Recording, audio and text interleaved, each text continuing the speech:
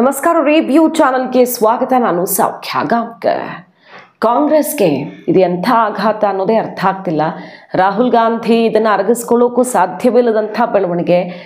ಶಶಿ ತರೂರ್ ಒಂದು ಕಡೆ BJP ಸೇರ್ತಾರೆ ಅನ್ನುವಂಥ ವಿಚಾರ ದೊಡ್ಡ ಮಟ್ಟದಲ್ಲಿ ಸದ್ದು ಮಾಡ್ತಾ ಇದೆ ಮೊನ್ನೆಯಿಂದ. ಯಾವಾಗ ಆಪರೇಷನ್ ಸಿಂಧೂರ್ ಮತ್ತು ರಾಷ್ಟ್ರೀಯತೆಯ ವಿಚಾರ ಬಂದಾಗ ನಾನು ಕಾಂಪ್ರಮೈಸ್ ಆಗಲ್ಲ, ಇಲ್ಲಿ ರಾಜಕೀಯ ಬರಲ್ಲ ಅಂತ ಸ್ಟೇಟ್ಮೆಂಟ್ ಕೊಟ್ಟರು ಆವಾಗಿನಿಂದ.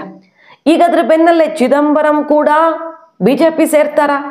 ಏನಪ್ಪ ಇದು ಅಚ್ಚರಿಯ ಬೆಳವಣಿಗೆ. ಮಾಹಿತಿ ಮುಂದೆ ಇಡ್ತಾ ಹೋಗ್ತೀವಿ. ಮಿಸ್ ಮಾಡಿದ್ರೆ ನಮ್ಮ ಚಾನಲ್ನ ಸಬ್ಸ್ಕ್ರೈಬ್ ಮಾಡಿ, ನಿಮ್ಮ ಅಭಿಪ್ರಾಯ ಕಮೆಂಟ್ ಮಾಡಿ ತಿಳಿಸಿ. ಎಸ್ ವೀಕ್ಷಕರೇ, ಈಗ ಶಶಿ ತರೂರ್ ಬೆನ್ನಲ್ಲೇ ಚಿದಂಬರಂ ಕೊಡ್ತಾ ಇದ್ದಾರೆ ಆಘಾತವನ್ನ ಕಾಂಗ್ರೆಸ್ಗೆ. ಶಶಿ ತರೂರ್ ಅವರು ಆರಂಭದಿಂದಾನು ಅವರು ಈ ಯುದ್ಧ ಅಂತಲ್ಲ, ಅದಕ್ಕಿಂತ ಮುಂಚಿಂದಾನೇ ಸ್ವಲ್ಪ ವರಸೆ ಬದಲಾಯಿಸಿದ್ರು ಅನ್ನೋದು ಗಮನ ಸೆಳಿತಾನೇ ಇತ್ತು. ಶಶಿ ತರೂರ್ ಅವರ ಮಾತುಗಳು ಕಾಂಗ್ರೆಸ್ಗೆ ತುಂಬ ಕಷ್ಟ ಆಗ್ತಾ ಇತ್ತು ಅರಗಿಸ್ಕೊಳ್ಳೋಕೆ. ಇನ್ನು ಯುದ್ಧದ ವಿಚಾರದಲ್ಲಂತೂ ಅವರು ಕ್ಲಿಯರ್ ಸ್ಟ್ಯಾಂಡ್ ತೊಗೊಂಡ್ಬಿಟ್ರು. ಈ ಆಪರೇಷನ್ನಲ್ಲಿ ಭಾರತ ಬಹಳ ದೊಡ್ಡದನ್ನು ಸಾಧಿಸಿದೆ, ಪಾಕಿಸ್ತಾನದ ಹೃದಯ ಭಾಗಕ್ಕೆ ನುಗ್ಗಿ ಹೊಡೆದು ಬಂದಿದೆ. ಹಿಂದೆ Pulwama attack, air strike, surgical strike ಎಲ್ಲ ನಡೆದಿತ್ತು, ಆದರೆ ಅಷ್ಟಕ್ಕೆಲ್ಲ ಬಗ್ಗಿರಲಿಲ್ಲ ಭಾರತ. ಆದರೆ ಭಾರತದ ಶಕ್ತಿ ಏನು ಅಂತ ಈಗ ಅರ್ಥ ಆಗಿದೆ ಪಾಕಿಸ್ತಾನಕ್ಕೆ. ಯಾವುದೇ ಭಾಗವನ್ನು ನುಗ್ಗಿ ಹೊಡೆಯೋ ಸಾಮರ್ಥ್ಯ ನಮ್ಮ ದೇಶಕ್ಕಿದೆ ಅಂತ ಅವರು ಸಮರ್ಥನೆ ಮಾಡಿಕೊಂಡ್ರು. ಮತ್ತೊಮ್ಮೆ ನಾನು ತಪ್ಪಾಗಿದ್ದೆ ಅನ್ನೋದನ್ನು ಮೋದಿ ಅರ್ಥ ಮಾಡಿಸ್ಕೊಟ್ಟಿದ್ದಾರೆ ಅನ್ನೋದನ್ನು ಕೆಲವೆಲ್ಲ ವಿಚಾರಗಳನ್ನು ಎತ್ತಿ ಮಾತನಾಡಿದ್ರು. ನಾನು ಹಿಂದೆಲ್ಲ ತಪ್ಪಾಗಿ ಕಮೆಂಟ್ ಮಾಡಿದ್ದೆ, ಎಗ್ ಆನ್ ಮೈ ಫೇಸ್ ಅಂತ ಅವರು ಮಾತನಾಡ್ದಾಗಿಂದ ಇದು ಶುರುವಾಗಿತ್ತು. ಈಗ ಅದು ನೆಕ್ಸ್ಟ್ ಲೆವೆಲ್ಗೆ ಶಶಿ ತರೂರ್ ಅವ್ರ ಸಮರ್ಥನೆ. ಈಗ ಅವರು ವಿದೇಶಾಂಗ ನಿಯೋಗದ ಭಾಗವಾಗಿರೋದು. ಕಾಂಗ್ರೆಸ್ ಅವ್ರ ಹೆಸರನ್ನೇ ಕೊಟ್ಟಿರಲಿಲ್ಲ, ಆದಾಗ್ಯೂ ಕೂಡ ಅವರನ್ನು ಸೆಲೆಕ್ಟ್ ಮಾಡಿರೋದು. ಅಮೆರಿಕಾಗೆ ಅವರ ನೇತೃತ್ವದಲ್ಲಿ ನಿಯೋಗ ತೆರಳಲಿದೆ. ಶಶಿ ತರೂರ್ BJP ಸೇರಲಿದ್ದಾರೆ, ಮೋದಿ ಸಂಪುಟವನ್ನೇ ಸೇರ್ತಾರ ಅನ್ನೋ ತನಕ ಚರ್ಚೆಗಳೆಲ್ಲ ಜಾರಿಯಲ್ಲಿರೋ ಹೊತ್ತಲ್ಲಿ ಈಗ ಚಿದಂಬರಂ ಅವ್ರು ಕೊಟ್ಟಿದ್ದಾರೆ ಶಾಕ್. ನೋಡಿ, ಮೊನ್ನೆ ಪಾರ್ಟಿ ಹೊಗಳಿದ್ರು ಅವರು. BJP ಅಷ್ಟು ಗಟ್ಟಿಯಾದಂಥ ಪಾರ್ಟಿ ಮತ್ತೊಂದಿಲ್ಲ, ಅದರಲ್ಲಿ ಎರಡನೇ ಮಾತೇ ಇಲ್ಲ ಅಂತ.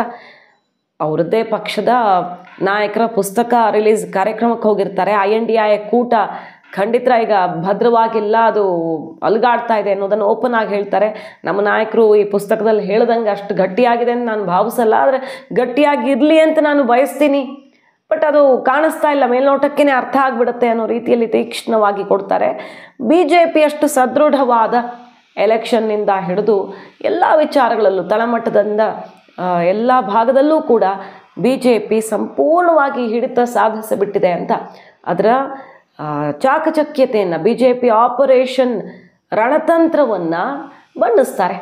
ಎಷ್ಟು ಚೆನ್ನಾಗಿ ಪಕ್ಷವನ್ನು ಗಟ್ಟಿ ಮಾಡಿಕೊಂಡಿದೆ BJP ಅಂತ. ಸರಿ, ಒಬ್ಬರು ಹಿರಿಯ ನಾಯಕನಾಗಿ ನಾನೇನು ಹಿಂಜರಿಯಲ್ಲ ಕಾಂಗ್ರೆಸ್ ನಾಯಕ ಅನ್ನೋ ಮಾತ್ರಕ್ಕೆ ನಾನು BJPಯ ವಾಸ್ತವವನ್ನು, ಈಗಿರುವಂಥ ರಾಜಕೀಯ ಪರಿಸ್ಥಿತಿಯ ವಾಸ್ತವವನ್ನು ಹೇಳಬಾರ್ದು ಅಂತೇನು ಇಲ್ವಲ್ಲ ಅನ್ನೋ ರೀತಿ ಕ್ಲಾರಿಟಿನೂ ಕೊಟ್ಟು ಬಿಡ್ತಾರೆ. ಸೊ ಆವಾಗ ಯಾರೂ ಮಾತಾಡೋಕೆ ಹೋಗಿಲ್ಲ. ಬಟ್ ಆಗಲೇ ಕಾಂಗ್ರೆಸ್ಗೆ ಅದು ಟೈಟ್ ಸ್ಲ್ಯಾಪ್ ರೀತಿಯಲ್ಲಿತ್ತು. ಈಗ ನೋಡಿ, ಮೋದಿ ನಾಯಕತ್ವಕ್ಕೇನೆ ಫುಲ್ ಮಾರ್ಕ್ಸ್ ಕೊಟ್ಟ ಚಿದಂಬರಂ. ಈ ಆಪರೇಷನ್ ಸಿಂಧೂರಾಗಿ ಸಂಬಂಧಪಟ್ಟಂತೆ ಅದು ಕೂಡ ಯಾವ ವಿಚಾರದಲ್ಲಿ ಕಾಂಗ್ರೆಸ್ಸು ತಿರುಗಿ ಬೀಳ್ತಾ ಇದೆಯೋ, ಖರ್ಗೆ, ರಾಹುಲ್ ಗಾಂಧಿ, ಜೈರಾಮ್ ರಮೇಶ್ ತೀವ್ರ ವಾಕ್ ಪ್ರಹಾರವನ್ನು ನಡೆಸ್ತಿದ್ದಾರೋ ಅದೇ ವಿಷಯದಲ್ಲಿ ಈಗ ಸೀನಿಯರ್ ನಾಯಕ, ಇವರೊಬ್ಬರು ಕಾಂಗ್ರೆಸ್ನ ಹಿರಿಯ ಅತ್ಯಂತ ಅನುಭವಿ ನಾಯಕ, ಮಾಜಿ ಮಂತ್ರಿ ಚಿದಂಬರಂ ಹೇಳ್ತಾ ಇದ್ದಾರೆ, ಮೋದಿ ಬಹಳ ಚಾಕಚಕ್ಯತೆಯಿಂದ, ಬಹಳ ಜಾಣತನದಿಂದ ಈ ವಿದೇಶಾಂಗ ನಿಯೋಗ, ಸರ್ವ ಪಕ್ಷಗಳ ನಿಯೋಗವನ್ನು ಮಾಡಿದ್ದಾರೆ ಅಂತ. ಇದೇ ನಿಯೋಗದ ಬಗ್ಗೆ ಆಪರೇಷನ್ ಸಿಂಧೂರವನ್ನು ವ್ಯಾಪಾರ ಮಾಡ್ಕೊಳ್ತಿದೆ ಅಂತ ಕಾಂಗ್ರೆಸ್ ವಾಗ್ದಾಳಿ ನಡೆಸಿದೆ. ಆಪರೇಷನ್ ಸಿಂಧೂರ ಚುಟ್ಪುಟ್ಕ ವಾರ್, ಏನು ಚಿಕ್ಕ ಒಂದು ಸಣ್ಣ ಯುದ್ಧ ಅಂತ ಖರ್ಗೆ ಅವರು ಹೇಳಿದ್ದನ್ನು ನಾವು ಗಮನಿಸಿದ್ದೀವಿ. ರಾಹುಲ್ ಗಾಂಧಿಯವರು ಭಾರತದ ಎಷ್ಟು ವಿಮಾನವನ್ನು ಪಾಕಿಸ್ತಾನ ಎಷ್ಟು ವಿಮಾನಗಳನ್ನು ಹೊಡೆದು ಹಾಕಿದೆ ಅಂತ ಪ್ರಶ್ನೆ ಮಾಡಿದ್ದೂ ಕೂಡ ಜನರ ಆಕ್ರೋಶಕ್ಕೆ ಕಾರಣ ಆಗಿದೆ. ಈ ಹೊತ್ತಲ್ಲಿ ಬಹಳ ಜಾಣ ನಡೆ ಮೋದಿ ತಗೊಂಡಿದ್ದು ಬಹಳ ಉತ್ತಮವಾದ ನಿರ್ಧಾರ ಅಂತ ಶ್ಲಾಘಿಸಿದ್ದಾರೆ. 100 ಔಟ್ ಆಫ್ 100 ಮಾರ್ಕ್ಸನ್ನು ಈಗ BJPಯ ಮುತ್ಸದ್ದಿಗಳು ಅಂತ ಅನ್ನಿಸ್ಕೊಂಡಿರೋರೇ ಕೊಡ್ತಾ ಇರೋದು ಮಾತ್ರ ಗಮನ ಸೆಳಿತಾ ಇರೋ ಬೆಳವಣಿಗೆ. ಶಶಿ ತರೂರೇನೋ ಈಗ BJP ಸೇರ್ತಾರೆ ಅಂತ ಕಾಂಗ್ರೆಸ್ ಅವರನ್ನು ಪಾರ್ಟಿಯಿಂದನೇ ಕಿತ್ತು ಹಾಕಬೇಕು, ಅವ್ರನ್ನ ಉಚ್ಚಾಟಿಸಬೇಕು ಅನ್ನೋ ತನಕ ಮಾತುಗಳು ಬರ್ತಿದ್ದಾವೆ. ಆದರೆ ಚಿದಂಬರಂ ಕೂಡ BJP ಸೇರ್ತಾರ. ಈಗ ಚಿದಂಬರಂ ಕೂಡ ಈಗ BJP ಕಡೆ ಹೆಜ್ಜೆ ಇಟ್ಟಿದ್ದಾರೆ ಅಂತ ವಾದ ಮಾಡುತ್ತಾ ಕಾಂಗ್ರೆಸ್ ಗೊತ್ತಿಲ್ಲ. ಅಂದರೆ ಕಾಂಗ್ರೆಸ್ನಲ್ಲಿ ಇರೋರೇ ನಮ್ಮ ಚುನಾವಣಾ ರೀತಿ ನೀತಿ ರಣತಂತ್ರಗಳು ಸಿದ್ಧತೆ ನಮ್ಮ ವರ್ಕ್ ಸಾಲ್ತಾ ಇಲ್ಲ, ಇನ್ನೂ ಹಾರ್ಡ್ ವರ್ಕ್ ಬೇಕು, ಸ್ಮಾರ್ಟ್ ವರ್ಕ್ ಬೇಕು ಅನ್ನೋದನ್ನ ಹೇಳ್ತಾ ಇದ್ದಾರೆ. ಅದು ಮಹಾರಾಷ್ಟ್ರ ಎಲೆಕ್ಷನ್ ಟೈಮಲ್ಲಿ ಟಾಪ್ 1 ಇದ್ದಂತಹ ಜಾಗದಿಂದ ನಾವು ಲಾಸ್ಟಲ್ಲಿ ಬಂದಿದ್ದೀವಿ, EVM ದೂರೋದಲ್ಲ, ನಾವು ಆತ್ಮಾವಲೋಕನ ಮಾಡ್ಕೊಳ್ಬೇಕು ಅಂತ ಪಕ್ಷದವರೇ ವಕ್ತಾರರೇ ಹೇಳಿದ್ದನ್ನು ನಾವು ನೆನಪು ಮಾಡ್ಕೊಳ್ಬಹುದು. ಈಗ ಚಿದಂಬರಂ ಅವರು ಕೂಡ ಅದೇ ದಾರಿಯಲ್ಲಿ ಮಾತನಾಡ್ತಿದ್ದಾರೆ. ಬಿಟ್ರೆ ಮಾತನಾಡಿದವರೆಲ್ಲ BJP ಸೇರ್ತಾರೆ ಅಂತ ಹೇಳೋದು ಸೂಕ್ತ ಅಲ್ವೇನೋ ಅಂತ ಅನಿಸುತ್ತೆ ಈಗಿನ ಪರಿಸ್ಥಿತಿಯನ್ನು ನೋಡಿದ್ರೆ. My experience and my reading of history, there has been no political party which is so formidably organized as the BJP. In every department, it's formidable. It's not another political party. ಹಂಗೆ ನೋಡೋಕೆ ಹೋದ್ರೆ ಸಲ್ಮಾನ್ ಖುರ್ಷಿದ್ ಕೂಡ BJP ಸೇರ್ತಾರೆ ಅಂತ ಹೇಳಬೇಕು. ಈಗ ಕಾಂಗ್ರೆಸ್ ಆಡ್ತಿರೋ ಭಾಷೆಯಲ್ಲಿಯೇ ನಾವು react ಮಾಡೋದಾದ್ರೆ ಸಲ್ಮಾನ್ ಖುರ್ಷಿದ್ ಅವರು ಈ ವಿದೇಶಾಂಗ ನಿಯೋಗದ ಭಾಗವಾಗಿದ್ದಾರೆ. ನಿನ್ನೆ ಎಲ್ಲ ಬ್ರೀಫಿಂಗ್ ನಡೀತು. ಅದಾದ್ಮೇಲೆ ಸಲ್ಮಾನ್ ಖುರ್ಷಿದ್ ಅವರು ಏನಂದ್ರು ಮೀಡಿಯಾ ಮುಂದೆ, ಯಾವ ಟ್ರಂಪು ಯಾವ ಅಮೆರಿಕದ ಮಧ್ಯಪ್ರವೇಶನೂ ಇಲ್ಲ, ಇದು ದ್ವಿಪಕ್ಷೀಯ ಮಾತುಕತೆಯ ಮೂಲಕ ಆಗಿರುವ ಕದನ ವಿರಾಮ ಅಂತ ಕಾಂಗ್ರೆಸ್ ನಾಯಕರಿಗೇನೆ ಟೈಟ್ ಸ್ಲಾಪ್ ರೀತಿಯಲ್ಲಿ ಕೊಡ್ತಾರೆ ಸಲ್ಮಾನ್ ಖುರ್ಷಿದ್ ಅವರ ಹೇಳಿಕೆ. ಸಲ್ಮಾನ್ ಖುರ್ಷಿದ್ ಅಂತೂ BJPಯನ್ನು ವಾಚಾಮಗೋಚರವಾಗಿ ಬೈತಾ ಇದ್ದ ನಾಯಕ, ಒಬ್ಬ ಮುಸಲ್ಮಾನ್ ನಾಯಕ. ಆದರೆ ದೇಶ ಮತ್ತು ನಮ್ಮ ಆಪರೇಷನ್ ಸಿಂಧೂರ ವಿಚಾರದಲ್ಲಿ ಅವರು ಗಟ್ಟಿ ಧ್ವನಿಯಲ್ಲಿ ಮಾತಾಡ್ತಿದ್ದಾರೆ. ತಮಗ ಕೊಟ್ಟ ಜವಾಬ್ದಾರಿಯನ್ನು ನಾನು ನಿಭಾಯಿಸ್ತೀನಿ ಅಂತ.